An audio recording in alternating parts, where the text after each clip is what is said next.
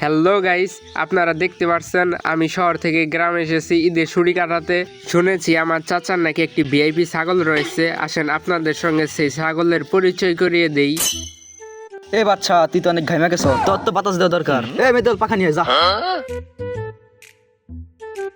শালার কি জুগাইলো, এখন বলে ছাগলেরও বাতাস করা লাগে।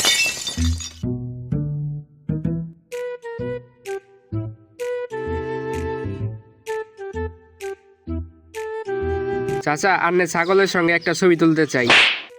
ছাগলের শরীরে 30 ফুট আছে, ফিল্টার দিয়ে ছবি তোলো। মানে ছাগল কি এখন ইনফ্লুয়েন্সার নাকি যে ফিল্টার দিয়ে ছবি তোলা লাগবো? এই ছাগলের সঙ্গে 2 দিন থেকে ভালো বন্ধুত্ব হইছে। ছাগল, তুই আমার আসল বন্ধু রে।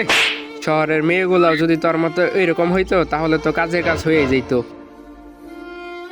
বাচ্চা, আজকে খুব কষ্ট লাগতেছে রে।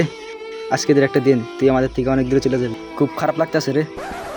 না চাচা, আমি বাদশারে কুরবানি দিতে দেব না। বাচ্চা চিন্তা করো না, বাসার কোরবানি গোস্ত তোমাকে বাদ দিয়ে সেটা পৌঁছাই দিমনি।